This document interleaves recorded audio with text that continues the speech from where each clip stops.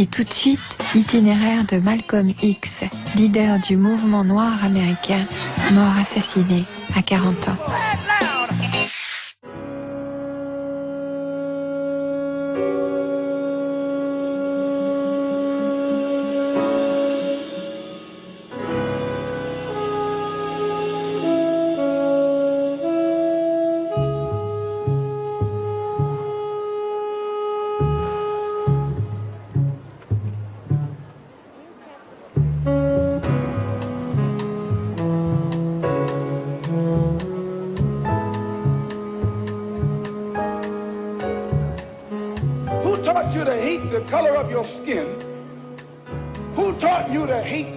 Of your hair? Who taught you to hate the shape of your nose and the shape of your lips? Who taught you to hate yourself from the top of your head to the soles of your feet? Who taught you to hate your own kind? Who taught you to hate the race that you belong to? So much so that you don't want to be around each other. No, before you come asking Mr. Muhammad, does he teach hate? You should ask yourself, who taught you to hate being what God gave you? La plupart d'entre nous, les Noirs, ou les nègres, comme ils nous appelaient, pensions être libres. Nous ne nous rendions pas compte que, inconsciemment, nous avions toujours nos chaînes, et que bien souvent notre motivation profonde était notre désir de nous faire aimer des Blancs. Malcolm a voulu crever l'abcès lié à ce sentiment d'infériorité. Il savait que ce serait douloureux et qu'il se ferait peut-être tuer pour ça, mais il a pris le risque.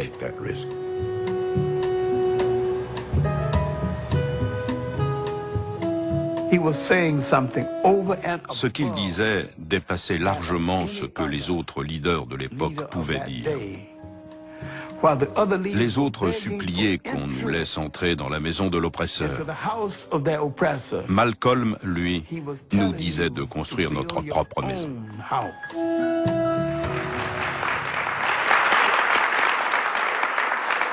And I, for one, as a Muslim, believe that the white man is intelligent enough. If he were made to realize how black people really feel, and how fed up we are without that old compromise and sweet talk. Why, you're the one that make it hard for yourself. The white man believes you when you go to him with that old sweet talk, because you've been sweet talking him ever since he brought you here. Stop sweet talking him. Tell him how you feel. Tell him what kind of hell you've been catching, and let him know that if he's not ready to clean his house up, if he's not ready to clean his house up, he shouldn't have a house. It should catch on fire and burn down.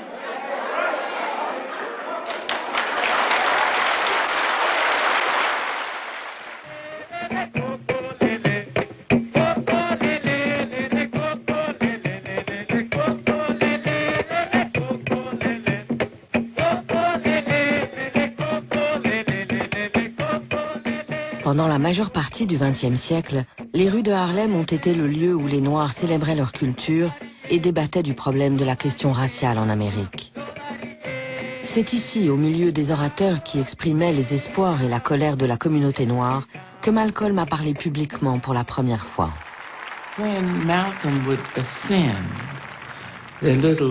Quand Malcolm montait sur l'estrade, il ne pouvait même pas parler pendant 4 ou 5 minutes, tellement les gens l'applaudissaient et l'acclamaient. Alors il attendait, acceptant cette marque de respect avant de se mettre à parler. They call Mr. Muhammad a hate teacher because he makes you hate dope and alcohol. They call Mr. Muhammad a black supremacist because he teaches you and me not only that we're as good as the white man, but better than the white man. Yes, better than the white man. You are better than the white man. And that's not saying anything. That's not saying you know where just to be equal with him. Who is he to be equal with? You look at his skin. You can't compare your skin with his skin. Why, your skin look like gold beside his skin. There was a time when we used to drool in the mouth over white people. We thought they were pretty because we were blind. We were dumb. We couldn't see them as they are. But since the Honorable Elijah Muhammad has come and taught us the religion of Islam, which has cleaned us up and made us so we can see for ourselves, now we can see that old pale thing to look exactly as he looked. Nothing but an old pale thing.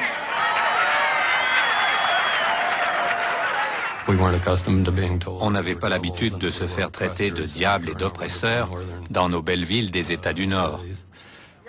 Il parlait au nom de la masse silencieuse des Noirs sur les stations radio des diables. C'était un acte de guerre.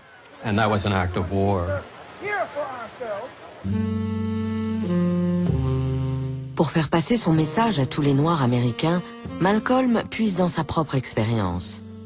Il prêche par fables et paraboles. Plus tard, dans son autobiographie écrite avec Alex Haley, il cherchera à contrôler la façon dont sa vie sera interprétée par les générations futures. J'aimais bien la façon qu'il avait de se résumer. Il disait « Je suis fait de tout ce que j'ai fait ». Il voulait dire par là qu'il avait beaucoup appris de sa jeunesse difficile.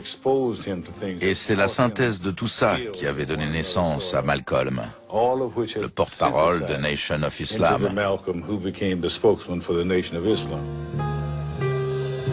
You were born in Omaha, is that right? Yes, sir. And your family left Omaha when you were what, 1 year old? I imagine about a year old. And why did they leave Omaha? Well, to my understanding, the Ku Klux Klan burned down one of their homes in Omaha. They had a lot of Ku Klux This made your family feel very unhappy, I'm sure. Well, insecure, if not unhappy. So you must have a somewhat prejudiced point of view, a personally prejudiced point of view. In other words, you cannot look at this in a broad, academic sort of way, really. I think that's incorrect, because despite the fact that happened in Omaha, and then when we moved to Lansing, Michigan, our home was burned down again. In fact, my father was killed by the Ku Klux Klan. And despite all of that, no one was more thoroughly integrated with whites than I. No one has lived more so in the society of whites than I. On était les seuls enfants noirs du quartier. Derrière notre maison, il y avait un petit bois et les gamins blancs venaient s'amuser chez nous. Malcolm disait « Allez, on joue à Robin des Bois ». Et on filait tous là-bas. Malcolm était toujours Robin. Et tous les petits blancs suivaient le mouvement. Malcolm disait que des 7 enfants de Earl et Louise Little, il était le plus clair de peau. La raison en était, ajoutait-il, qu'un blanc avait violé sa grand-mère maternelle. En 1929, le garçonnet a 4 ans quand son père, charpentier et prêcheur, décide que la famille emménagera à Lansing, dans le Michigan. 3 mois après leur installation, leurs voisins blancs entament une action en justice pour les faire expulser. Le juge du comté déclare que la ferme et son terrain sont strictement réservés aux blancs. Mais Earl Little refuse de partir. À l'époque, dans le Michigan, le Ku Klux Klan compte au moins 70 000 membres, soit 5 fois plus que dans le Mississippi. Malcolm et sa famille font l'expérience quotidienne de l'hostilité des Blancs. On dormait tous et brusquement on a été réveillés par un grand boom. Toute la maison était en flammes. On s'est mis à courir dans tous les sens en se rentrant dedans. La maison a été réduite en cendres. Les pompiers ne sont jamais venus. Tout a complètement brûlé.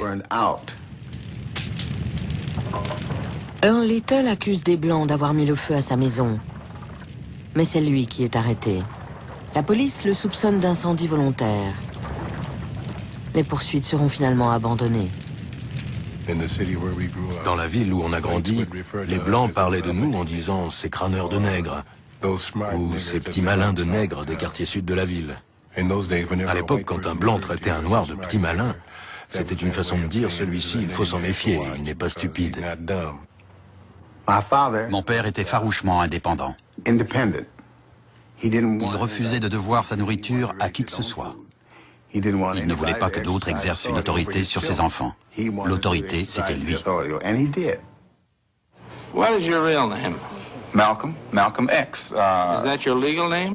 As far as I'm concerned, it's my legal name. Would you mind telling me what your father's last name was? My father didn't know his last name.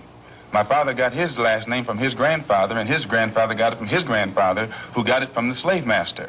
The real names of our people were destroyed during slavery. Was there any line, any point in the genealogy of your family when you did have to use the last name, and if so, what was it? The last name of my forefathers was taken from them when they were brought to America and made slaves. And then the name of the slave master was given, which we refuse. We reject that name today. You mean you won't even tell me what your father's supposed last name was or gifted last name was? I never acknowledge it whatsoever.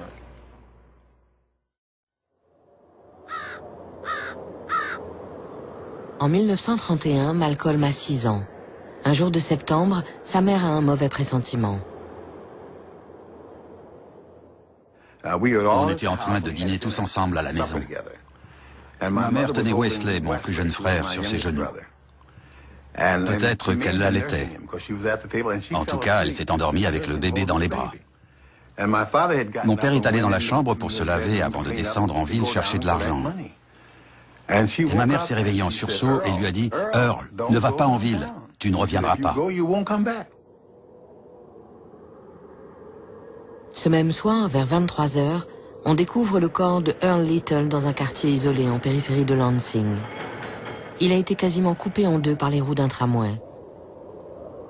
Pour la police, il s'agit d'un décès accidentel. Ça n'a jamais été tiré au clair. À l'époque, beaucoup de gens ont pensé qu'Earl Little n'avait pas été écrasé accidentellement, mais plutôt qu'on l'avait poussé sous le tram.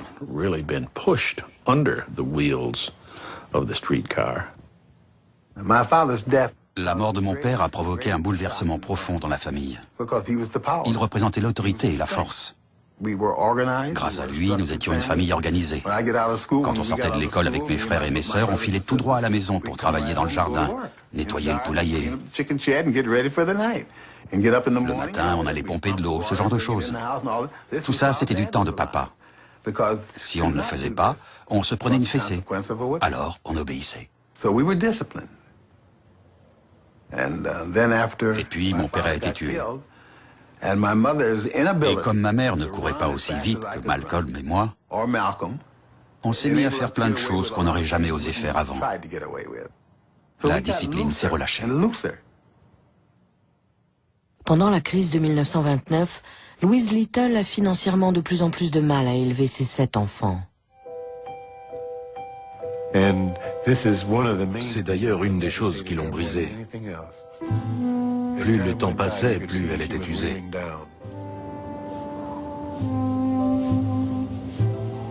Pendant les 7 ans qui suivent, Louise Little se replie de plus en plus sur elle-même. En 1938, 2 jours avant Noël, les médecins diagnostiquent une paranoïa et la font interner à l'hôpital de Kalamazoo. Elle y restera 26 ans.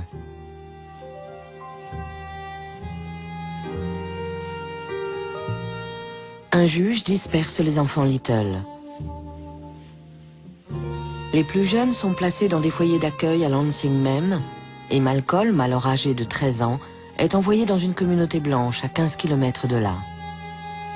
In the past, the greatest weapon the white man has had has been his ability to divide and conquer.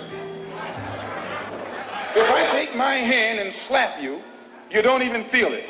It might sting you because these digits are separated. But all I have to do to put you back in your place is bring those digits together.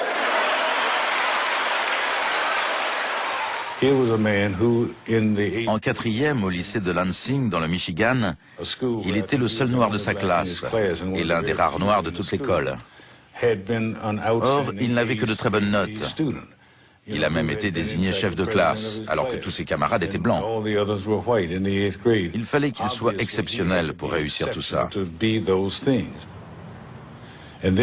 Ensuite, il a quitté l'école pour partir à Roxbury, dans le Massachusetts, où il a découvert ce qu'on pourrait appeler le monde de l'arnaque.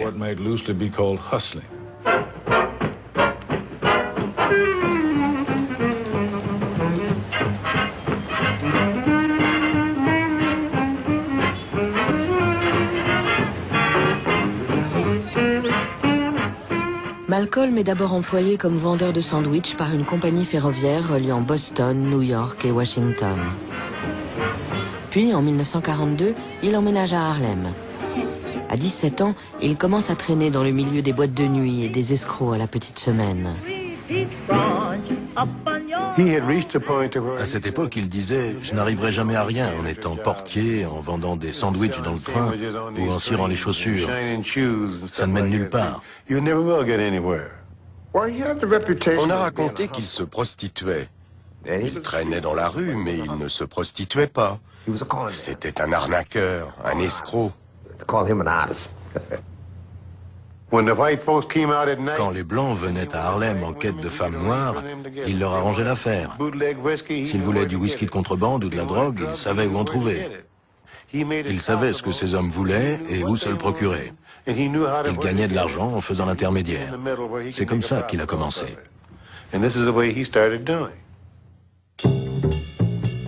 En revenant sur cette période de sa vie, Malcolm X dirait ensuite qu'il n'y avait que 3 choses qui l'inquiétaient: la prison, un boulot et l'armée. Pour ne pas être enrôlé pendant la Seconde Guerre mondiale, il affirme devant le Conseil de révision qu'il veut apprendre aux soldats noirs à tuer des Blancs. Il est déclaré inapte par l'armée.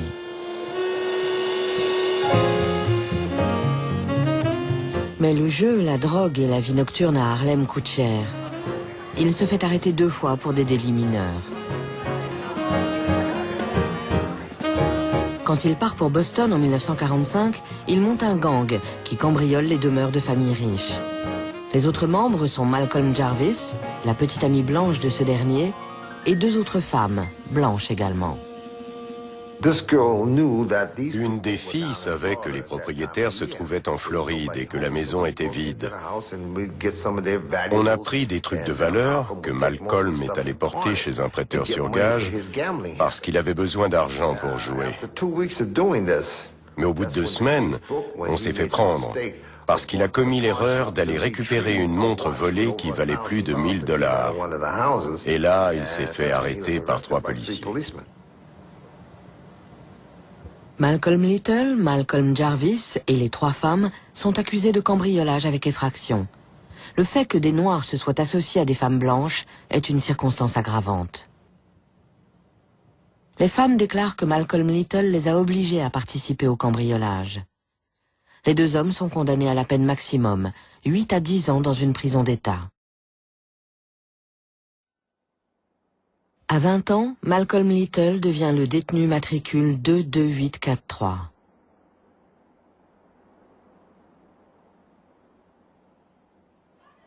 To have once been a criminal is no disgrace. To remain a criminal is the disgrace. I formerly was a criminal. I formerly was in prison. I'm not ashamed of that. You never can use that over my head. And that he's using the wrong stick. I don't feel that stick.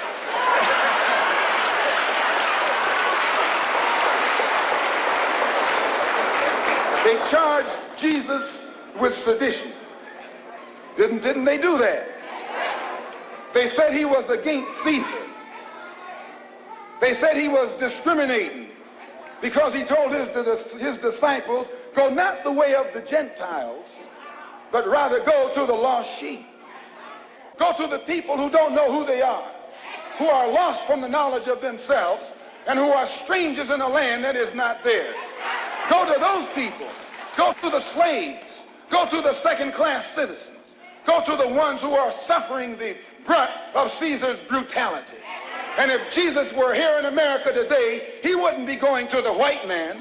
The white man is the oppressor. He would be going to the oppressed. He would be going to the humble. He would be going to the lowly. He would be going to the rejected and the despised. He would be going to the so-called American Negro.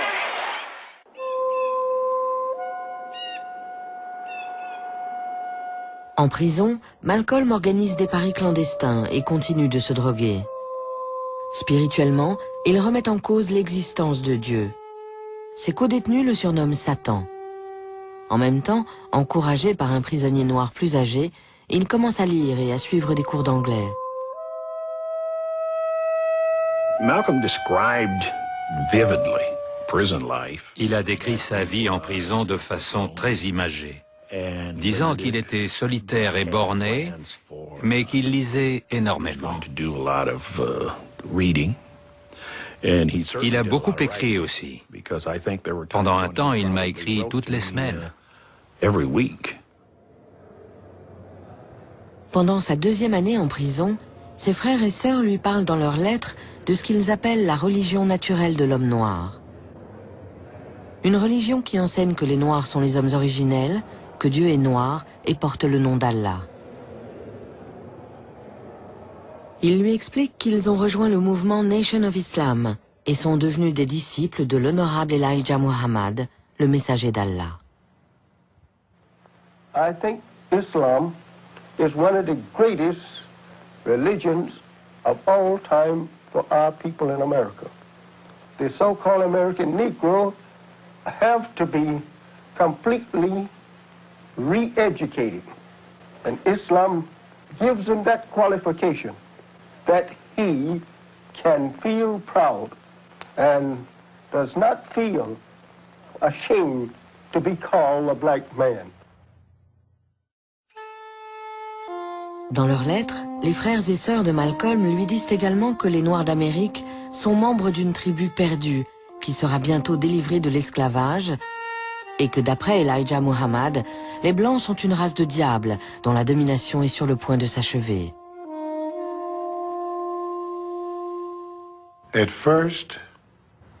Ça lui a tout de suite plu, à l'exception d'un point qu'il n'arrivait pas à comprendre, le fait que les Blancs étaient des diables. Malcolm a écrit à Elijah Muhammad, qui lui a répondu en citant un extrait des Écritures. Puis, il lui a donné la clé. La Bible est la référence. Tout ce dont parle la Bible se passe actuellement sur Terre. On n'avait pas besoin d'aller en enfer, puisqu'on vivait l'enfer sur Terre. C'était l'homme blanc qui nous faisait vivre cet enfer. C'était un enseignement très convaincant, d'autant plus qu'il s'appuyait sur les récits des Blancs eux-mêmes. Malcolm lit énormément. Des ouvrages sur l'histoire, la philosophie et la religion. De grands auteurs comme Shakespeare, Socrate ou Ésope. Et également le sociologue noir William Edgar Dubois, ainsi que des biographies de Gandhi et de Nat Turner, un esclave noir ayant initié une révolte au XIXe siècle. En lisant, il a appris comment des chrétiens blancs avaient lynché des chrétiens noirs, comment des chrétiens blancs étaient devenus des esclavagistes. Et à force de lire et d'étudier, il a fini par se rendre compte que si le diable existait vraiment sur cette terre, c'était l'homme blanc.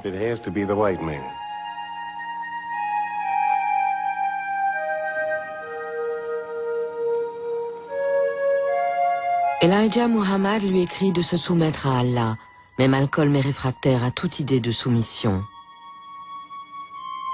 Il lui faudra une semaine entière avant d'accepter l'idée de s'incliner pour prier.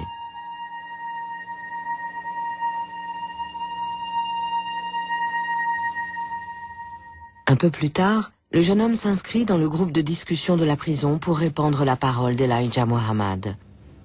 Il débat alors avec des universitaires venus de Harvard et du MIT. C'est à ce moment-là que son nom a commencé à circuler dans toute la population carcérale et que les détenus se sont mis à assister au débat, la plupart par curiosité, juste pour l'écouter parler. Le 7 août 1952, Malcolm est libéré après 6 ans et demi passés en détention. Un mois plus tard, il est accepté au sein de Nation of Islam. Malcolm Little devient alors Malcolm X. How did you happen to join the Muslim movement? I was in prison I was a very wayward, criminal, backward, illiterate, uneducated, and whatever other negative characteristics you can think of type of person until I heard the teachings of the Honorable Elijah Muhammad. And because of the impact that it had upon me in giving me a desire to reform myself and rehabilitate myself for the first time in my life, and also being able to see the effect that it had upon others, this is what made me accept it. And I noticed that after being exposed to the religious teachings of the Honorable Elijah Muhammad, immediately it instilled within me such a high degree of racial pride and racial dignity that I wanted to be somebody, and I realized that I couldn't be anybody by begging the white man for what he had, but that I had to get out here and try and do something for myself or make something out of myself.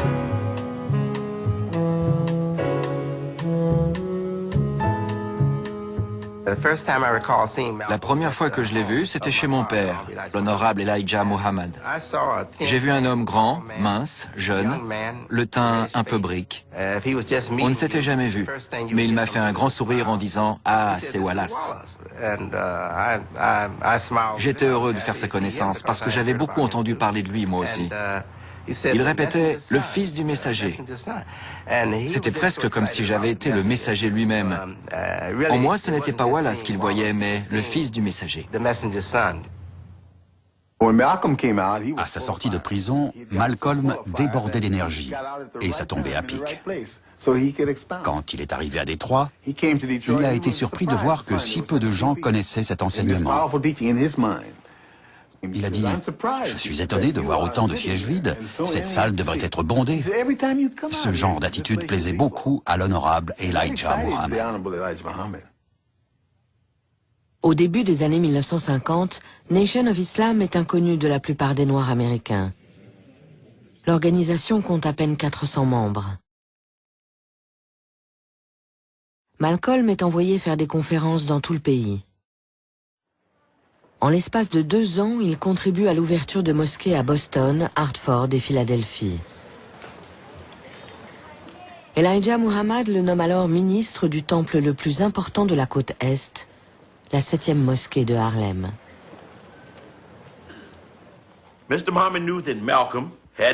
Monsieur Muhammad savait que Malcolm avait de l'expérience, qu'il connaissait New York et qu'il était l'homme de la situation par sa couleur de peau, sa taille, son éloquence et son maintien. Il faut prendre tout ça en compte quand on choisit un orateur. New York était une ville internationale, il fallait y envoyer le meilleur. C'est pour ça que M. Muhammad l'a choisi.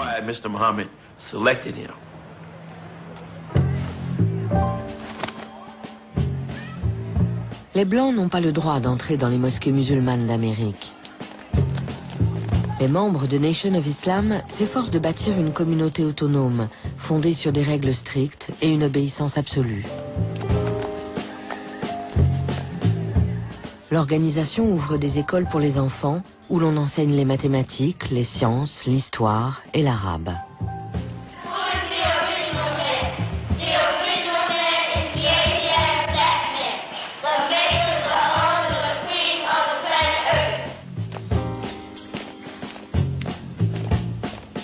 Les femmes étudient la nutrition, apprennent comment élever leurs enfants et s'occuper de leur mari.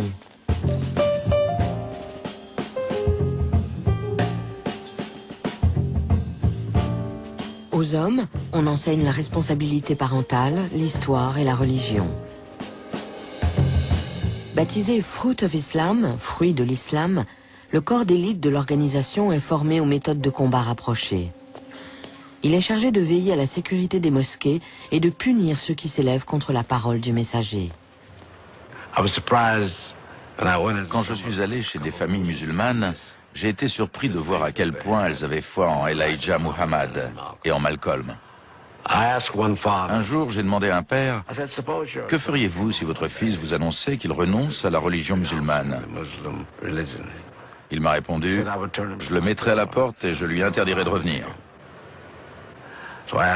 Plus tard, j'en ai parlé à Malcolm qui m'a dit « Il le pense, il le ferait. » J'ai dit « Sans se soucier de son fils ?» Non, parce que c'est à Elijah Muhammad qu'il a prêté serment.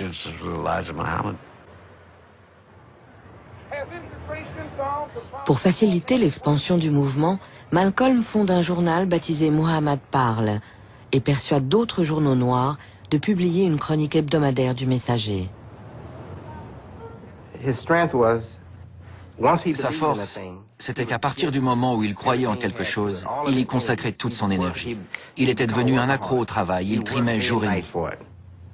À 32 ans, après avoir consacré 5 années de sa vie à Nation of Islam, Malcolm demande à Elijah Muhammad d'approuver son mariage avec sœur Betty Hicks, une jeune diplômée universitaire, membre de la 7e mosquée de Harlem. Dans les années qui suivent, les exigences de son ministère laissent peu de place à la vie de famille.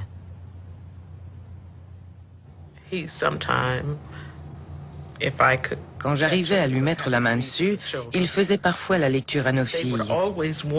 Elle lui demandait toujours de recommencer l'histoire depuis le début. Elles attendaient la dernière page et réclamaient « Lis-la encore ».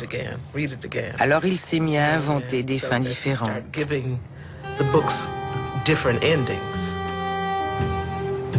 Malcolm fait désormais partie du premier cercle de Nation of Islam. Il est le représentant le plus visible d'Elijah Muhammad.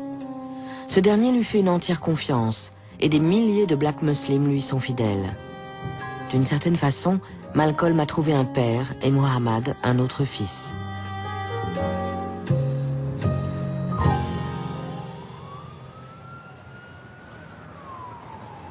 Une nuit d'avril 1957, un noir musulman est passé à tabac par des policiers new-yorkais. Souffrant d'une fracture du crâne, Johnson Hinton est enfermé dans une arrière-salle d'un commissariat de Harlem. Quand le bruit court qu'il est mourant, Malcolm fait descendre les Black Muslims dans la rue, où ils sont rejoints par d'autres habitants de Harlem. Je ne sais pas ce qui aurait pu se passer à Harlem cette nuit-là, tellement l'atmosphère était chargée d'électricité. La situation était explosive. Malcolm exige que Johnson Hinton reçoive des soins. Après de longues négociations, la police accepte de le faire transporter à l'hôpital de Harlem. Malgré cela, les Black Muslims refusent de partir. Un sergent est sorti pour tenter de disperser les Noirs assemblés de l'autre côté de la rue. Malcolm est sorti à son tour et lui a dit « Vous n'y arriverez pas, ils ne bougeront pas si c'est vous, je vais les faire partir ». Il s'est avancé sur la première marche, il a fait un signe de la main et ils se sont tous éloignés.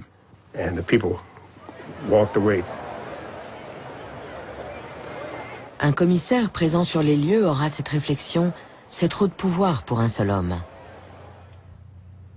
Malcolm porte plainte contre la municipalité et obtient les dédommagements les plus importants jamais payés par la ville.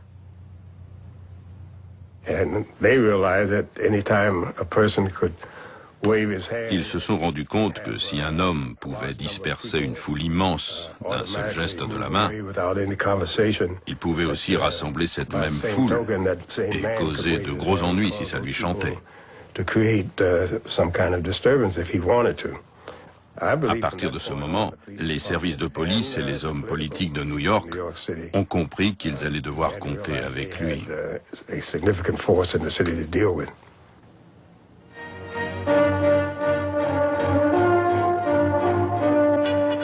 Good evening, I'm Mike Wallace. Last week on Newsbeat, our 6:30 news program here on Channel 13, we presented a 5-part series which we called The Hate That Hate Produced. A study of the rise of black racism, of a call for black supremacy among a small but growing segment of the American Negro population. We have come to hear and to see the greatest and the wisest and most... Ce documentaire de 1959 est le premier reportage télévisé sur les activités internes de Nation of Islam. Malcolm y voyait une occasion à ne pas manquer, un avis qu'Elijah Muhammad ne partageait pas. Monsieur Muhammad lui avait dit non. Il pensait que ça irait à l'encontre du travail qu'on essayait d'accomplir. Ça n'a pas plu à Malcolm. Sur le coup, il n'a pas insisté, mais il a continué à demander à Monsieur Muhammad s'il pouvait le faire, jusqu'à ce que Monsieur Muhammad finisse par accepter. I charge the white man with being the greatest liar on earth. I charge the white man, ladies and gentlemen of the jury, with being the greatest murderer on earth. I charge the white man with being the greatest adulterer on earth. So therefore... Here was this auditorium. La salle était bondée. Il y avait des milliers de gens, membres d'une organisation dont je n'avais jamais entendu parler. Au début, j'ai eu du mal à croire à tout ça. Et bien sûr, quand l'émission est passée, les New-Yorkais, car c'était une diffusion locale, n'en sont pas revenus. Ce mouvement, les Black Muslims, les Blancs New-Yorkais, n'en savaient absolument rien. Minister Malcolm X, as he addresses a non-Muslim audience. How could so few white people rule so many black people? This is the thing you should want to know. How could so few? The white man today will tell you that thousands of years ago, the black man in Africa was living in palaces. The black man in Africa was wearing silk. The black man in Africa was cooking and seasoning his food. The black man in Africa had mastered the arts and the sciences. He knew the course of the stars in the universe before the man up in Europe knew that the earth wasn't flat. Is that right or wrong? Si l'émission contribue à attirer de nouveaux convertis, les positions racistes de Nation of Islam choquent l'Amérique blanche et une grande partie de la communauté noire. Preaching of racial hatred and racial advantage and the bigotry involved is a bad thing whether it's colored or white. For years the NAACP has been opposed to white extremists preaching hatred of Negro people, and we are equally opposed to Negro extremists preaching against white people simply for the sake of whiteness. Pour la plupart des partisans du mouvement des droits civiques, l'intégration est la meilleure façon de régler la question raciale en Amérique. De son côté, Malcolm prêche que les Noirs sont capables de résoudre leurs problèmes sans l'aide des Blancs. They're passing the basket through the crowd, and I think everybody standing here should put $1 in that basket. Don't you think you should? Sure, these are freedom dollars, brother. We're not asking you to give us some money to make us rich.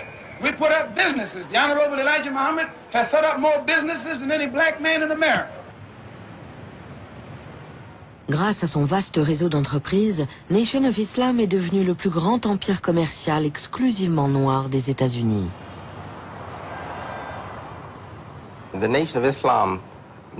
Au début des années 1960, Nation of Islam était à son apogée.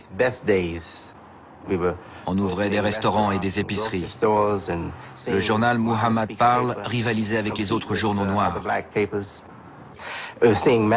Malcolm passait très souvent à la télé.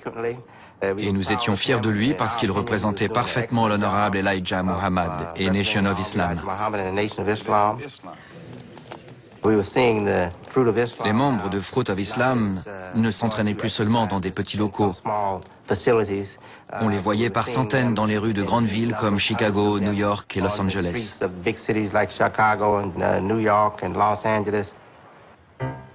La présence de plus en plus importante de Fruit of Islam attire l'attention de la police. Confrontations et arrestations se multiplient. Malcolm laisse entendre que les membres de Fruit of Islam agiront toujours dans le respect de la loi, mais qu'ils n'hésiteront pas à se défendre en cas d'agression. Dans toutes les villes américaines, les services de police sont bien décidés à contenir les Black Muslims. Un nouvel affrontement a lieu à Los Angeles au printemps 1962. 2 membres des Black Muslims qui livraient du linge sont contrôlés par des policiers. La situation dégénère et quelques heures plus tard, la police donne l'assaut à la mosquée. 8 hommes sont blessés par balles, un policier et 7 Black Muslims. Le secrétaire de la mosquée, Ronald Stokes, a été tué à bout portant. Je suis arrivé à la mosquée de Los Angeles après la fusillade. Les gens étaient consternés. Malcolm marchait de long en large et secouait la tête en répétant « Ils le paieront, ils le paieront ». This didn't come as a great surprise to us, the fact that they would resist our police officers and cause trouble, because we have been watching this group for a long time, and I think Chief Parker warned some time ago that we might have trouble with them. Le Los Angeles Times parle d'une émeute provoquée par des Black Muslims et d'une fusillade désordonnée. Pourtant, il n'a jamais été prouvé qu'aucun coup de feu ait été tiré par les Black Muslims. De son côté, Malcolm appelle les églises et les organisations de défense des droits civiques à former un front uni pour dénoncer les brutalités policières. Let us remember that we are not brutalized because we're Baptists. We're not brutalized because we're Methodists. We're not brutalized because we're Muslims. We're not brutalized because we're Catholics. We're brutalized because we are black people in America.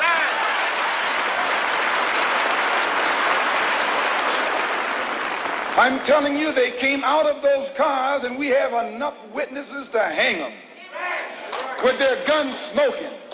Chief Parker knows this, Mayor Yardy knows this, and every police official in the city knows that. They didn't fire no warning shots in the air. They fired warning shots point blank at innocent, unarmed, defenseless Negroes.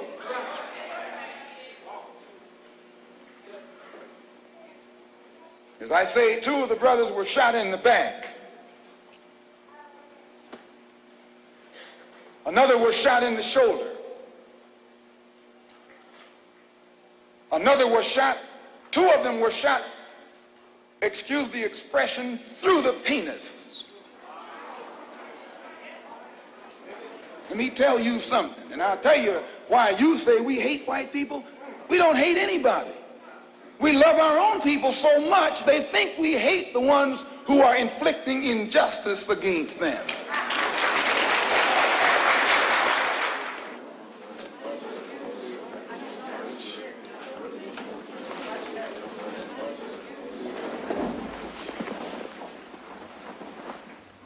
L'agent Donald Weiss, qui a abattu Ronald Stokes, déclare qu'il savait que celui-ci n'était pas armé, mais qu'il avait levé les mains d'une façon menaçante. Après 23 minutes de délibération, le jury exclusivement blanc déclare que le policier a tiré sur Stokes en état de légitime défense. 14 Black Muslims sont mis en examen pour coups et blessures. 11 d'entre eux sont reconnus coupables et condamnés à des peines de prison.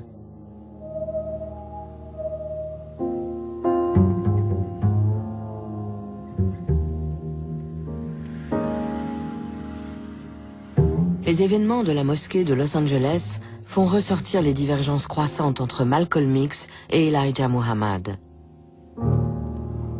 Le messager assure qu'Allah vengera la mort de Stokes. Malcolm, lui, demande justice devant un tribunal. If it were possible for them to get a fair trial, there would be no necessity for a trial at all. These are the victims of police bullets.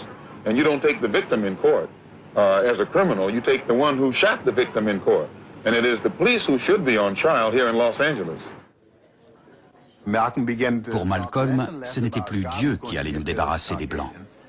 Il était de plus en plus convaincu qu'il fallait les traduire en justice pour établir leur culpabilité, conformément à la loi de ce pays. Ce n'était pas notre conception des choses. Nous pensions que nous étions un peuple divin et que nous serions un jour délivrés et investis de l'autorité par Allah. Pour éviter d'autres confrontations avec les autorités de Los Angeles, Elijah Muhammad convoque Malcolm à une réunion chez lui, à Chicago. Elijah Muhammad lui a dit très fermement « Si tu avais réagi de la bonne façon, si tu avais davantage foi en Allah, Ronald Stokes serait encore en vie. » Il lui a vraiment fait la leçon. Malcolm n'a rien répondu. Il l'a juste écouté.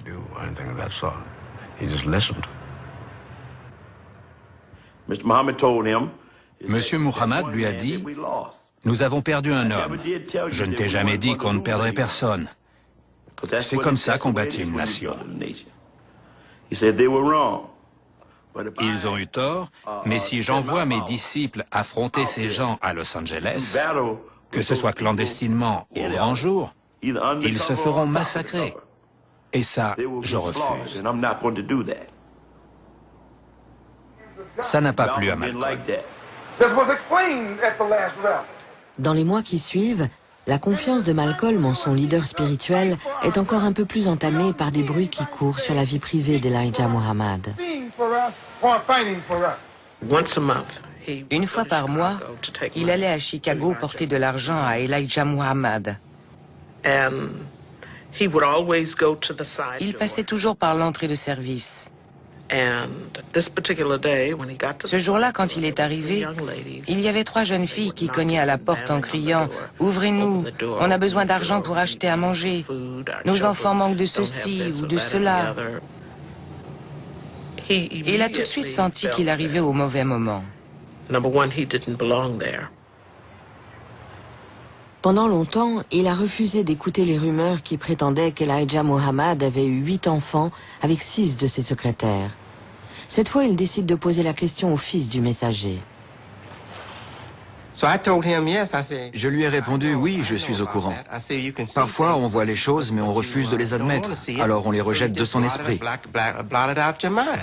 Je sais que mon père a eu des relations avec ses secrétaires parce que j'ai vu leurs enfants.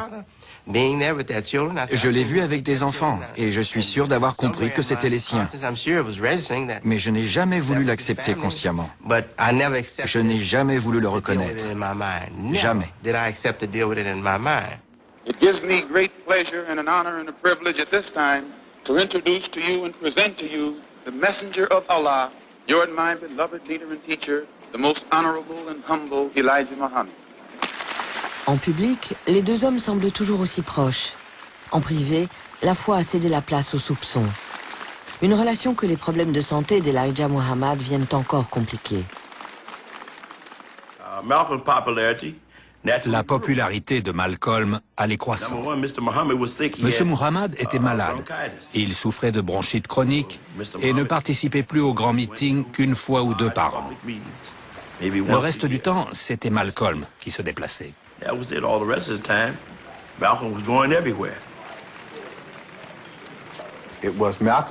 C'est grâce à Malcolm que Nation of Islam s'est développé dans tout le pays.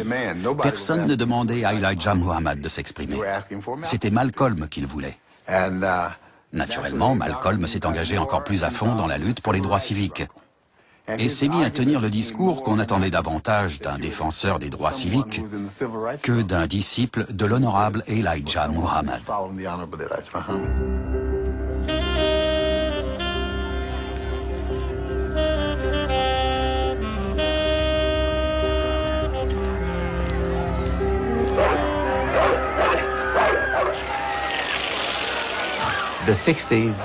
Les années 1960 ont montré l'image que Nation of Islam voulait donner des Blancs.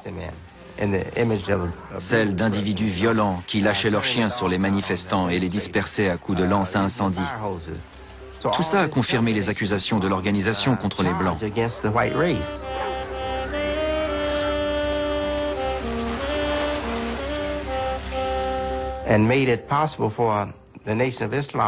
C'est grâce à ça que le porte-parole de Nation of Islam, Malcolm X, a pu s'exprimer dans la presse et à la télévision pour déclarer que la seule option à ses yeux était la séparation.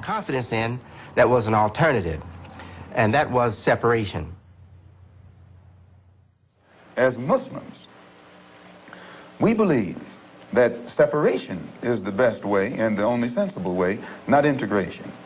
But on the other hand, when we see our people being brutalized by white bigots, white racists, we think that they are foolish to allow themselves to be beaten and brutalized and do nothing whatsoever to protect themselves. If a dog is biting a black man, the black man should kill the dog. Whether the dog is a police dog, a hound dog, or any kind of dog. If a dog is fixed on a black man, when that black man is doing nothing but trying to take advantage of what the government says is supposed to be his, then that black man should kill that dog or any two-legged dog who fixed the dog on it. On était... À l'époque, j'étais complètement sous le charme de Martin Luther King, qui défendait l'idée d'une société où la couleur ne serait plus un handicap, sans pour autant disparaître. Malcolm m'a regardé et m'a dit « Tu rêves, je n'ai pas le temps de rêver ». The goal of Dr. King is full equality and full rights of citizenship for Negroes. The goal of Dr. Martin Luther King is to give Negroes a chance to sit in a segregated restaurant beside the same white man who has brutalized them for 400 years. The goal of Dr. Martin Luther King is to get Negroes to forgive the people who have brutalized them for 400 years by lulling them to sleep and making them forgetting what those whites have done to them. But the masses of black people in America today don't go for what Martin Luther King is putting down. As you said in one of your articles, it's psychologically insecure or something of that sort. I forget how you put it. But you didn't endorse what Martin Luther King was doing yourself. I do not reject his goals of full integration and full equality rights for American citizens. Do you reject these goals? If you don't think that he's walking on the right road, I'm quite sure you don't agree that he'll get to the right place. We shall overcome.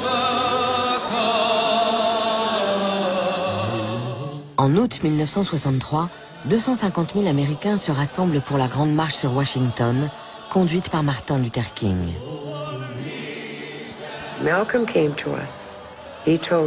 Malcolm est venu nous voir et nous a parlé de la marche sur Washington.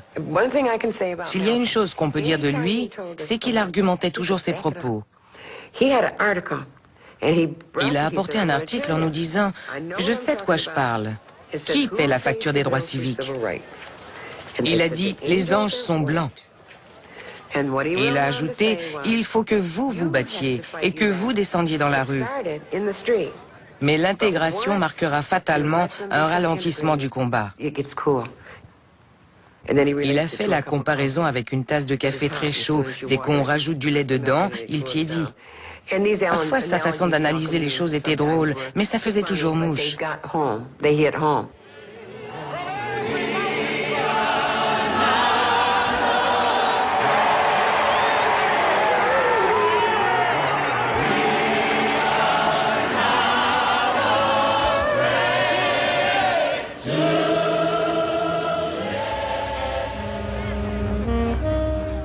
Neuf jours après la grande manifestation à Washington, une bombe explose dans une église baptiste de Birmingham, en Alabama. 20 personnes sont blessées et 4 fillettes sont tuées.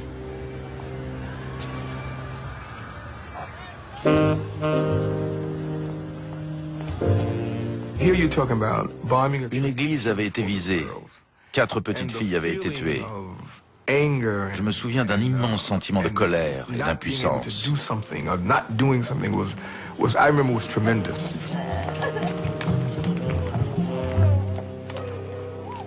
One white man named Lincoln supposedly fought the Civil War to solve the race problem, and the problem is still here. Then another white man named Kennedy came along running for president and told Negroes what all he was going to do for them if they voted for him, and they voted for him, 80%. He's been in office now for 3 years, and the problem is still here. When police dogs were biting black women and black children and black babies in Birmingham, Alabama, that Kennedy talked about what he couldn't do because no federal law had been violated. And as soon as the Negroes exploded and began to protect themselves and got the best of the crackers in Birmingham, then Kennedy sent for the troops. And there was no, he didn't have any new law. When he sent for the troops, when the Negroes erupted, than he had at the time when whites were erupting. So we are within our rights and with justice, with justification, when we express doubt concerning the ability of the white man to solve our problem, and also when we express doubt concerning his integrity, concerning his sincerity. Because you will have to confess that the problem has been around here for a long time, and whites have been saying the same thing about it for the past 100 years, and there's no nearer a solution today than it was 100 years ago. After a while, we began to notice. La famille d'Elijah Muhammad a commencé à manifester des signes de mécontentement. De temps en temps, les gens laissaient échapper de petites remarques qui montraient que l'ascension de Malcolm les dérangeait. Tout le monde le reconnaissait comme le porte-parole du mouvement. C'était bien, mais en même temps, il récoltait toute la publicité et l'attention des médias. Il n'y en avait que pour Malcolm X. On entendait de moins en moins le nom d'Elijah Muhammad. Malcolm est convaincu qu'il saura faire taire les jalousies au sein du mouvement. Mais en novembre 1963, les tensions entre le messager et lui atteignent leur point culminant. On était en train de boire un café dans un restaurant quand on est venu prévenir le capitaine Joseph que sa femme était au téléphone. Il s'est levé pour prendre l'appel. Quand il est revenu, il était manifestement bouleversé. Sa femme venait de lui apprendre l'assassinat de Kennedy. Malcolm a envoyé quelqu'un chercher un poste de radio, et là on a entendu le présentateur annoncer « Nous confirmons la nouvelle. On a tiré sur le président à Dallas, au Texas, et pour l'instant, nous ignorons la gravité de son état. » Tout de suite, Malcolm a eu cette réflexion « Ce diable est mort. » John F. Kennedy had been assassinated. Après l'assassinat de John Kennedy, M. Muhammad a demandé à son fils d'appeler Malcolm. Wallace lui a dit, « Frère ministre Malcolm, mon père m'a dit de vous dire que John Kennedy a été assassiné. Et qu'il n'est pas question de faire le moindre commentaire désobligeant. C'était le président des États-Unis et les gens l'aimaient. »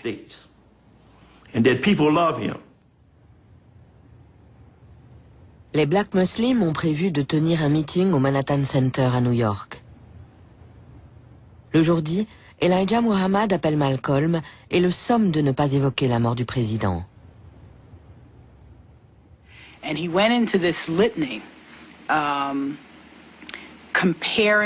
Malcolm a commencé son discours en parlant de dirigeants d'autres pays qui avaient eu à souffrir des agissements du gouvernement américain et de ses agents. Et en comparant la situation avec ce qui était arrivé à Kennedy. Il a dit « Patrice Lumumba est mort.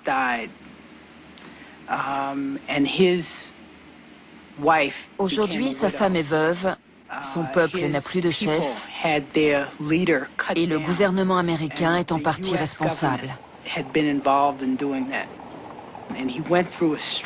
Puis, il a continué à évoquer tous les cas où le gouvernement des États-Unis avait été impliqué.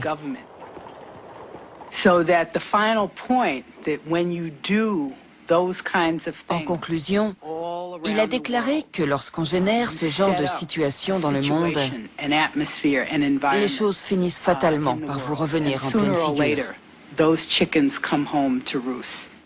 This statement is from Messenger Elijah Muhammad, the leader of the Muslims of America. Minister Malcolm Shabazz, addressing a public meeting at Manhattan Center in New York City on Sunday, December the 1st, did not speak for the Muslims when he made comments on the death of the President, John F. Kennedy. He was speaking for himself and not Muslims in general. And Minister Malcolm has been suspended from public speaking for the time being. Alors que Nation of Islam pleure officiellement le président assassiné, ses dirigeants annoncent que Malcolm X est interdit de parole pendant 90 jours. Il ne prononcera aucun discours et n'aura aucun contact avec la presse. Isolé et épuisé, Malcolm accepte une invitation à Miami, où le jeune boxeur poids lourd Cassius Clay s'entraîne en vue du match de championnat contre Sonny Liston. Bien qu'il n'appartienne pas à Nation of Islam, Cassius Clay fréquente les mosquées du mouvement depuis 2 ans et il a demandé à Malcolm de l'aider à se préparer mentalement à affronter Liston. En échange de sa réintégration, Malcolm propose de faire entrer Cassius Clay dans le mouvement, mais son offre est rejetée. Comme la plupart des Américains, les dirigeants de Nation of Islam considèrent le boxeur comme une grande gueule, qui a peu de chances de battre Liston.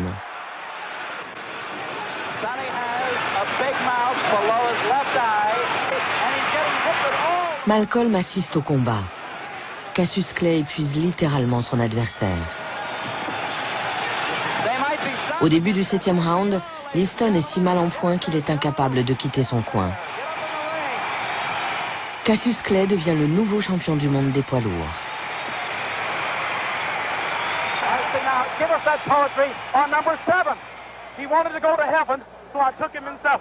You took him in 7. I am the king of the world. Hold it, hold it, hold it. I'm pretty. Hold it, you're not that pretty. I'm a bad man. Wait. I shook up the world.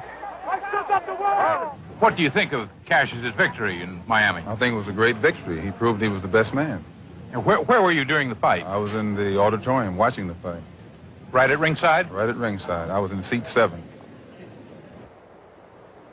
Les dirigeants du mouvement court-circuitent Malcolm et contactent directement le boxeur. Ils acceptent le jeune champion au sein de Nation of Islam et annoncent qu'il a pris un nouveau nom, Mohamed Ali, lors de leur convention annuelle le 26 février. Malcolm n'a pas été invité. C'est son ancien protégé, le ministre de Boston, Louis Hicks, qui présente à sa place l'honorable Elijah Muhammad.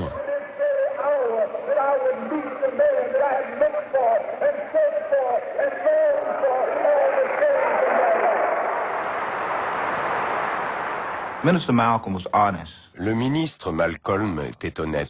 Il se consacrait à l'amélioration des conditions de vie des Afro-Américains.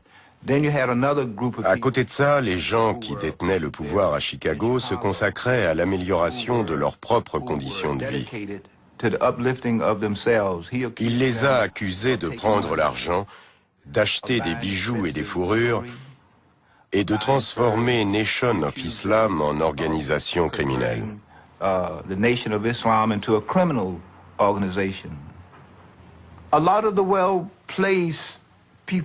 Beaucoup de gens haut placés au sein du mouvement avaient été formés ou convertis par Malcolm.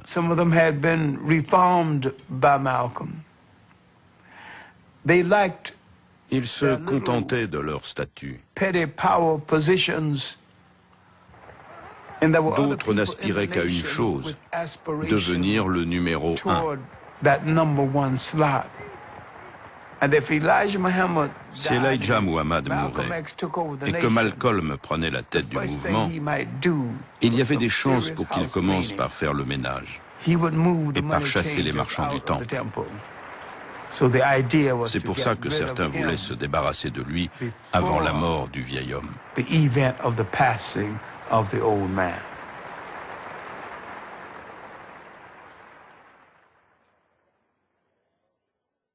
Le 8 mars 1964, Malcolm annonce qu'il quitte Nation of Islam.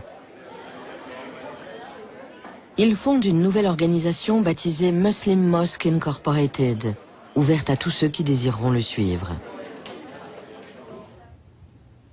Il n'ignore pas que la création d'un mouvement rival sera perçue comme un défi à l'autorité d'Elijah Muhammad. Malcolm était certainement le fils préféré de Harlem et de ses habitants. Les gens voulaient entendre sa version de l'histoire. Elijah Muhammad était un portrait accroché au mur, quelqu'un dont on citait le nom mais qu'on ne connaissait pas. Harlem connaissait Malcolm et lui est resté fidèle, bien après la scission. So what you and I have got to do is get involved. You and I have to be right there breathing down their throat. Every time they look over their shoulder, we want them to see us. We want to make them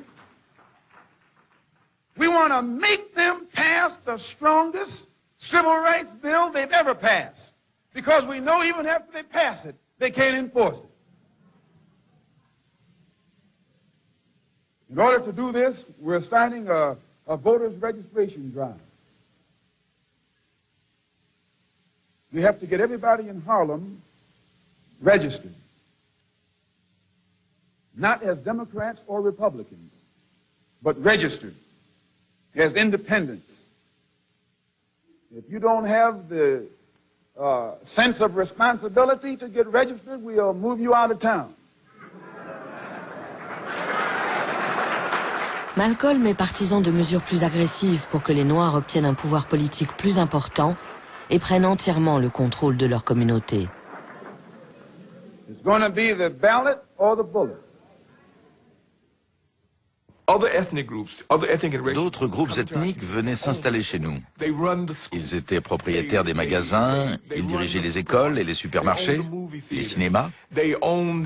Presque tout ce qui générait des bénéfices au sein de la communauté était aux mains de gens qui n'en faisaient pas partie. My personal economic philosophy is also black nationalism, which means that the black man should have a hand in controlling the economy of the so-called Negro community.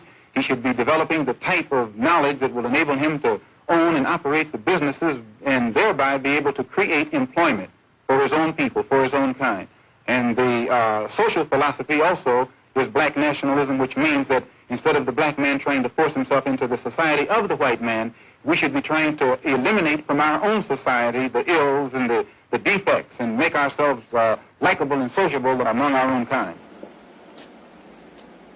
Le succès croissant du nouveau mouvement de Malcolm dérange les fidèles d'Elijah Muhammad. Dans l'islam, traiter quelqu'un d'hypocrite n'est pas du tout la même chose que chez les chrétiens ou dans la vie courante. Dans l'islam, quand on vous accuse d'être un hypocrite, vous pouvez y laisser la vie.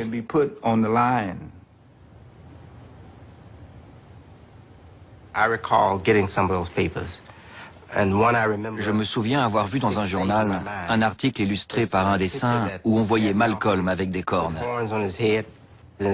Sa tête avait été coupée. On le traitait de Judas. Et je me souviens aussi des propos des ministres cités dans l'article. Peut-être pas Farrakhan, même s'il en faisait partie, mais il y en avait d'autres. En lisant le texte, je me suis dit, ils cherchent à le faire assassiner. Ils veulent sa mort.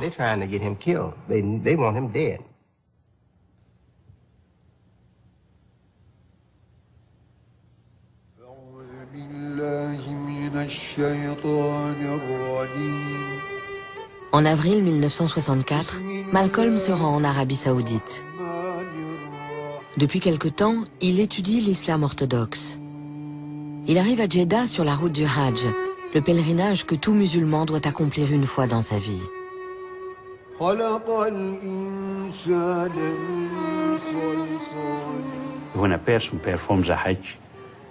Quand on accomplit le Hajj, il faut respecter certains rituels. Tout le monde doit s'habiller très simplement, de façon qu'on ne puisse pas distinguer les gens par leur statut social et leur nationalité.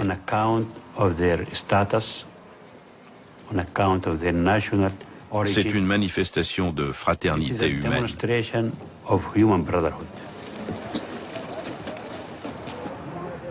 Meilleur souvenir de la terre d'Arabie, Allah m'a permis de visiter la ville sainte de la Mecque, où des pèlerins de toutes les couleurs de peau, toutes les couleurs soulignées, et de tous les pays du monde font preuve d'un esprit d'unité et de fraternité tel que je n'en ai jamais vu ailleurs.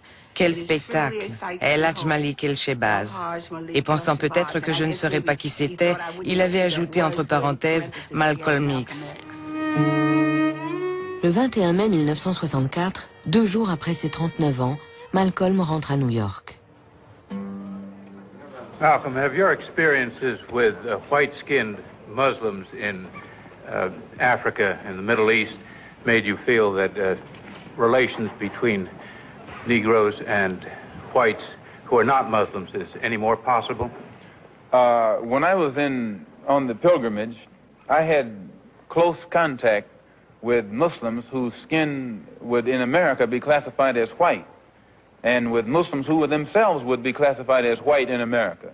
But these particular Muslims didn't call themselves white. They looked upon themselves as human beings, as part of the human family, and therefore they looked upon all other segments of the human family as part of that same family. Well, now, they had a different look or a different air or a different attitude than that which is reflected in the attitude of the man in America who calls himself white.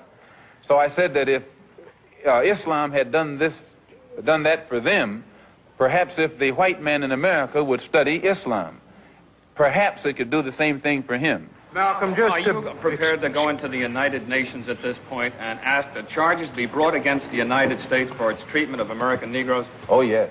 Please. I think you're right in my chairman. The audience will have to be quiet.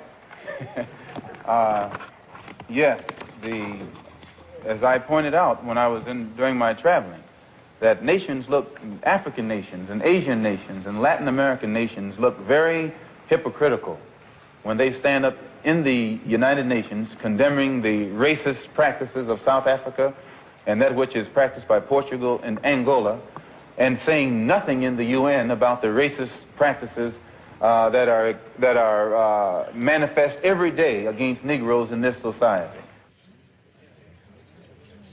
Voyant que les médias s'intéressent de plus en plus à Malcolm, Nation of Islam intensifie ses attaques et tente de le faire expulser de chez lui.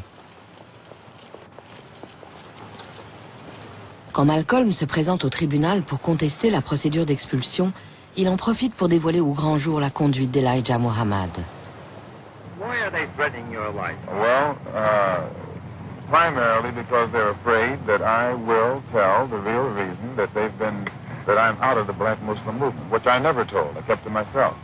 But the real reason is that Elijah Muhammad, the head of the movement, is the father of 8 children by 6 different teenage girls, 6 different teenage girls who were his private personal secretaries. C'était très grave.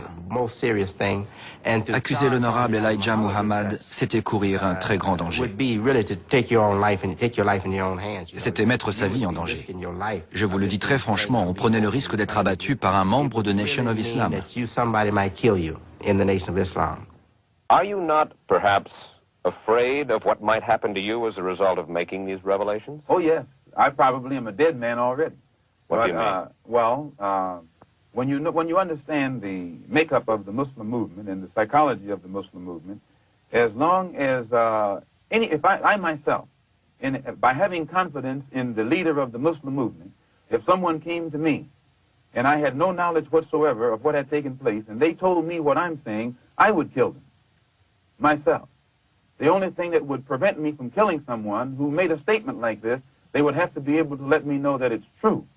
Now, if anyone had come to me other than Mr. Muhammad's son, I never would have believed it, even enough to look into it. But I had been around him so closely, I had seen indications of the reality of it, but my religious sincerity made me block it out of my mind.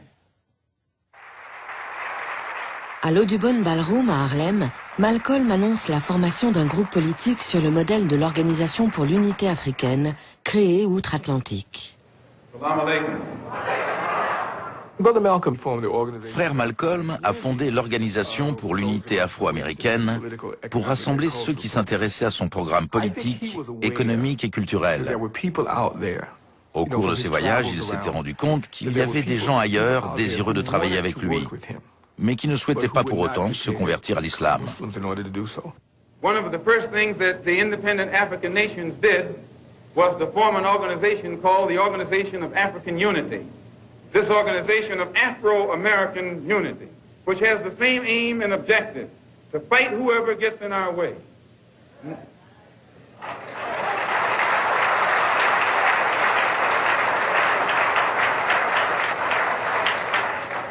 To bring about the complete independence of people of African descent here in the Western Hemisphere and first here in the United States, and bring about the freedom of these people by any means necessary.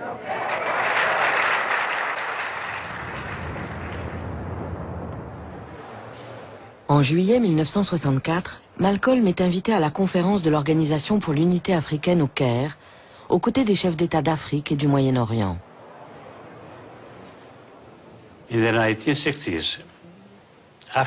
Dans les années 1960, les Africains se méfiaient beaucoup de la politique étrangère des Américains en Afrique, parce qu'à cette époque, malheureusement, elle soutenait les politiques coloniales de pays comme la Belgique.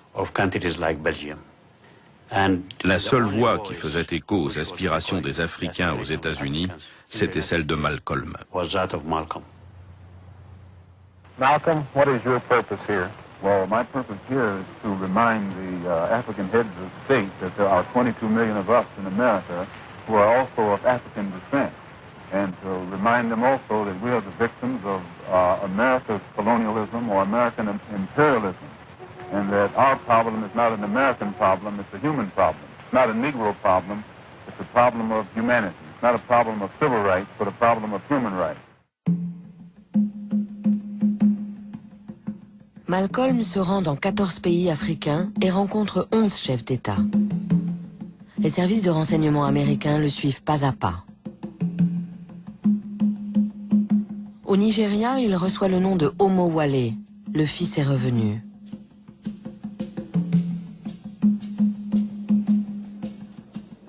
Il rentre aux États-Unis fin novembre 1964 et en décembre, il se rend en Angleterre pour un débat à l'Oxford Union Society. I read once, passingly, about a man named Shakespeare. I only read about him passingly, but I remember one thing he wrote that kind of moved me. He put it in the mouth of Hamlet, I think it was, who said, "To be or not to be." He was in doubt about something. Whether it was nobler in the mind of man to suffer the slings and arrows of outrageous fortune, moderation, or to take up arms against the sea of troubles and by opposing, end them. And I go for that. If you take up arms, you'll end it. But if you sit around and wait for the one who's in power to make up his mind that he should end it, you'll be waiting a long time. And in my opinion, the young generation of whites, blacks, browns, whatever else there is, you're living at a time of extremism, a time of revolution, a time when there's got to be a change. People in power have misused it, and now there has to be a change, and a better world has to be built, and the only way it's going to be built is with extreme methods. And I, for one, will join in with anyone, don't care what color you are, as long as you want to change this miserable condition that exists on this earth. Thank you.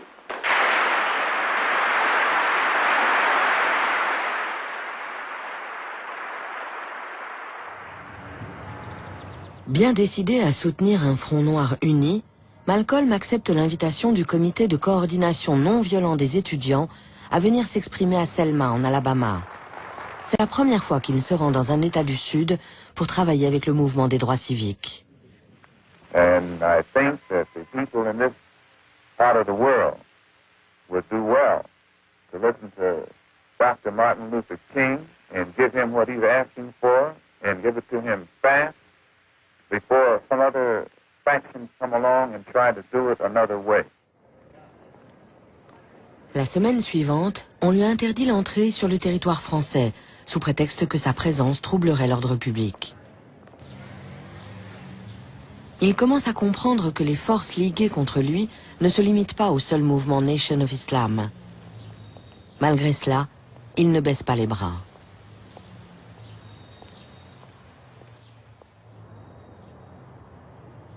La nuit où il rentre de sa tournée européenne, sa maison est incendiée.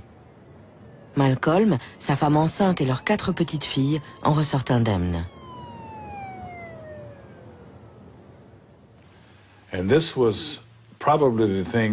C'est certainement l'événement qui l'a le plus bouleversé. Cette fois, ce n'est pas le redoutable, l'indomptable Malcolm X qui était touché, mais le père de famille et le mari de Sœur Betty.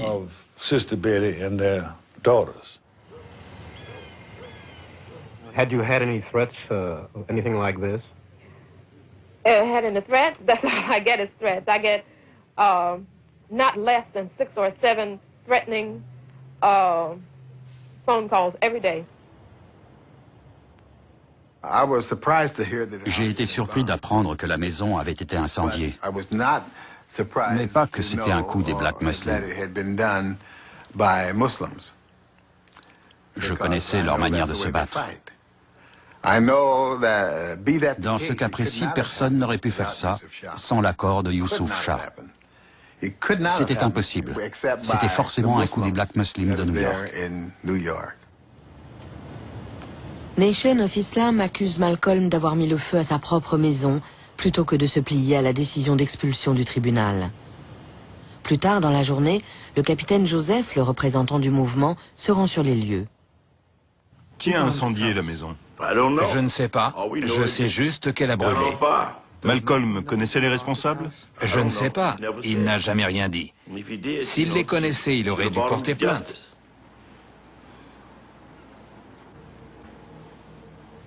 Certains journaux ont dit qu'il avait été menacé. Sa vie était-elle vraiment en danger?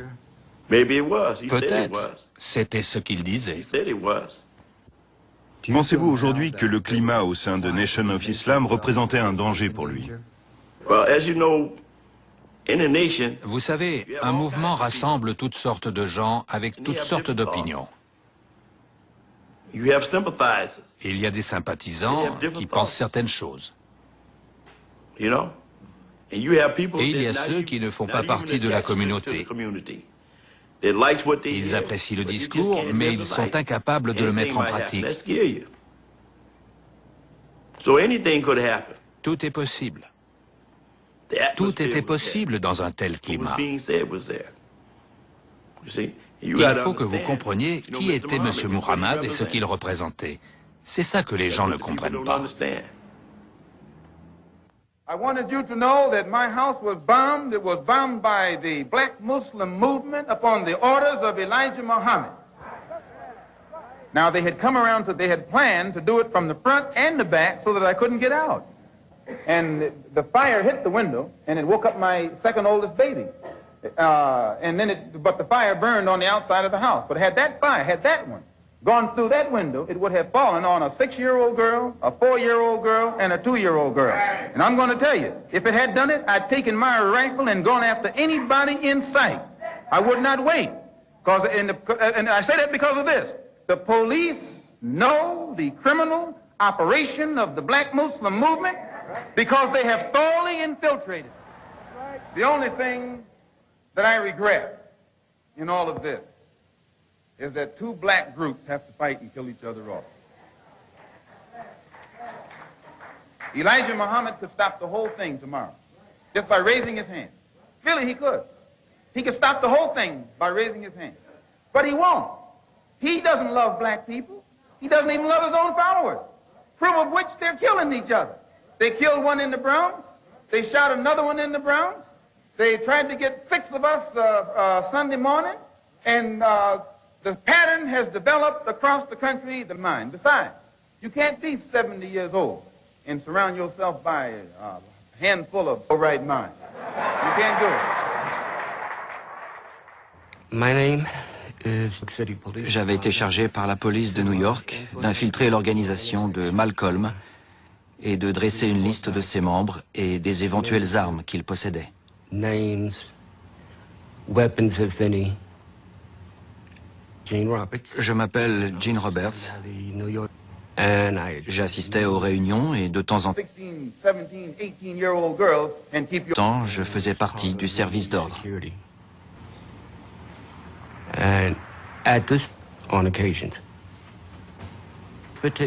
Un soir, pendant un meeting, j'étais devant avec 4 ou 5 membres de l'organisation quand j'ai entendu des éclats de voix au milieu, sur ma droite.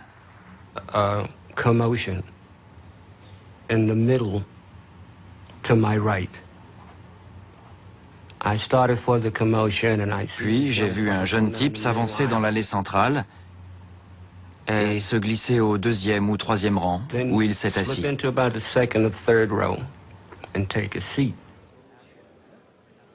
And he was wearing Il portait un costume bleu, une chemise blanche et une cravate rouge. En gros, l'uniforme des membres de Nation of Islam. Après le meeting, j'ai dit à mes supérieurs qu'à mon avis, c'était la répétition d'un attentat contre Malcolm. Et je ne savais pas trop quand ça aurait lieu. Malcolm ne pense pas avoir plus d'1 semaine à vivre. Il a promis de révéler le nom de ceux qui complotent de l'assassiner au prochain meeting dominical à l'Audubon Ballroom. La veille, il m'avait expliqué que ce n'était pas une bonne idée que nous venions à la réunion.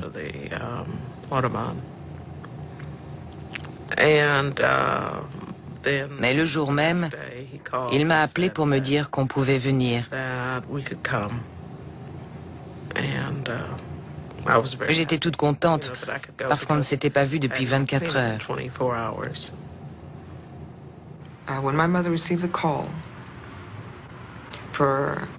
Quand mon père a appelé ma mère pour lui demander qu'on vienne toutes à la salle Audubon, j'ai su que cette fois c'était différent. Le rythme s'était accéléré, il se passait beaucoup de choses.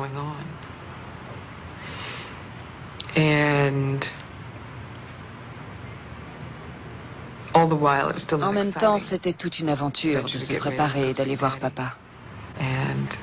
On est arrivé à la salle. Il était en retard. On s'est installé dans une loge sur le devant, à droite de la scène.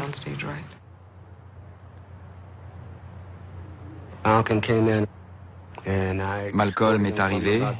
Je l'ai escorté depuis le milieu de la salle jusque dans les coulisses.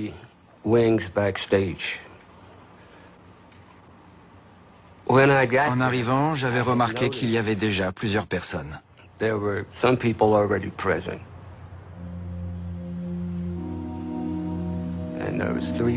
3 hommes s'étaient installés au premier rang.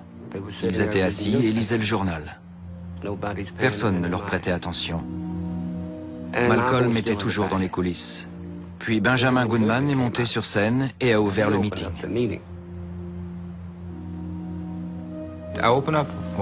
J'ai ouvert le meeting. Il était assis juste derrière et m'a dit « Fais simple ». C'était toujours ce qu'il disait quand on le présentait. J'ai annoncé le ministre Malcolm. Il n'aimait pas les chichis du genre « Et voici le merveilleux ministre Malcolm ». Alors on faisait simple.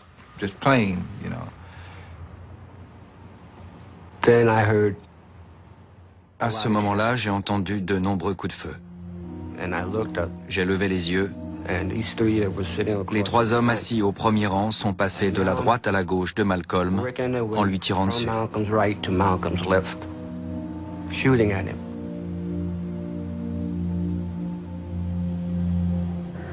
J'ai vu mon mari tomber.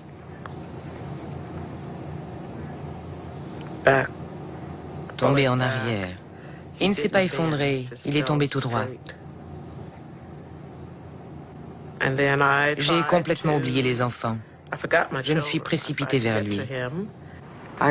J'étais face aux assassins. Je les ai vus se lever et tuer mon père. C'est une image... Je me suis demandé si j'aurais pu l'empêcher.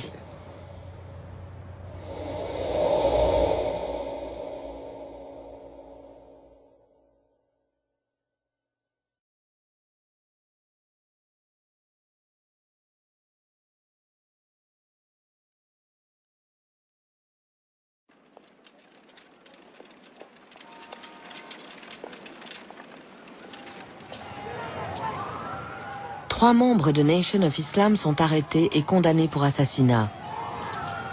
Mais l'hypothèse d'un complot plus vaste visant à réduire Malcolm X au silence n'a jamais été explorée. Malcolm X said that the black Muslims were trying to kill him, and he was going to name those he thought would commit the crime yesterday before he was shot. Would you comment on that? I don't know. I don't have any knowledge of anyone trying to kill Malcolm. Je n'ai eu aucun remords. Je n'étais pas désolé. Désolé de quoi? Comme l'a dit M. Muhammad, il prêchait la violence, il est mort de façon violente. C'était un hypocrite.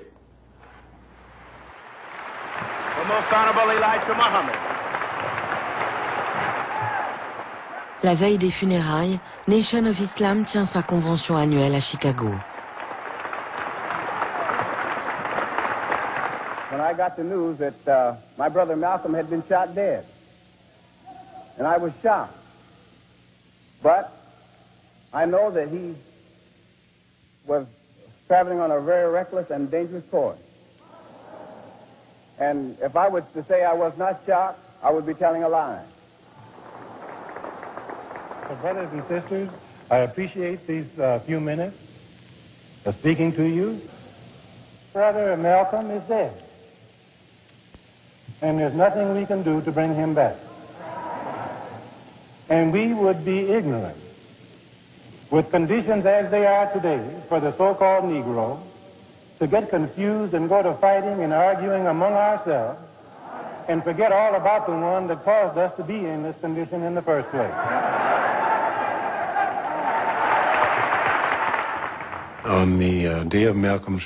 Le jour de l'enterrement, je suis resté dans une chambre d'hôtel avec mon frère Philbert. On a regardé la cérémonie à la télévision.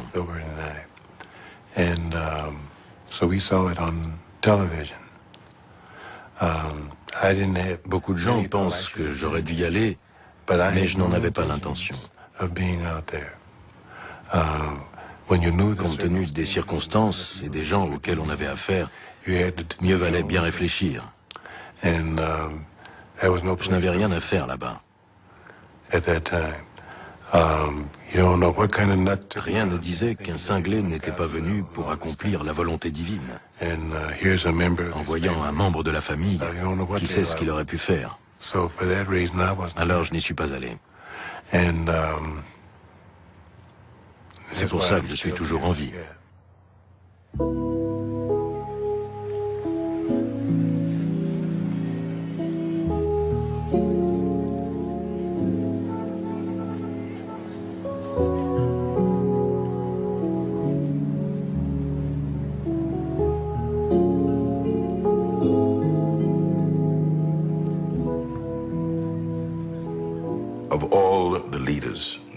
De tous les leaders que j'ai connus, admirés, côtoyés et suivis, c'est lui dont j'ai été le plus proche.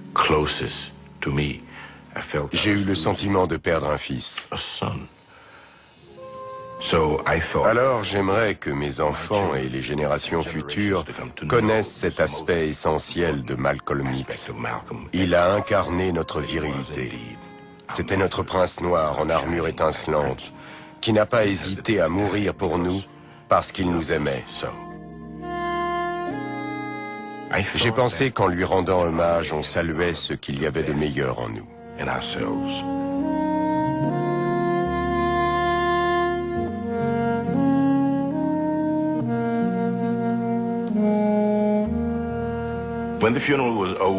Une fois la cérémonie terminée, les Black Muslims sont venus l'habiller pour l'enterrer selon les rites funéraires musulmans. Puis nous sommes tous allés au cimetière. Les fossoyeurs étaient sur place avec leurs pelles, mais parmi nos frères noirs, certains ont dit non. C'est nous qui allons creuser la tombe et couvrir notre frère de terre. À cet instant précis, j'ai été fier d'être noir. And I was proud at that moment to be black.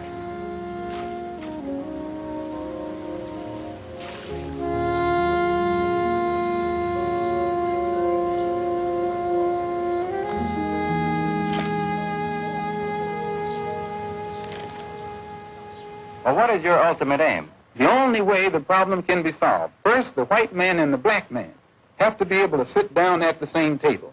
The white man has to feel free to speak his mind without hurting the feelings of that Negro. And the so-called Negro has to feel free to speak his mind without hurting the feelings of the white man. Then they can bring the issues that are under the rug out on top of the table and take an intelligent approach to get the problem solved. Do you consider yourself militant? I consider myself Malcolm.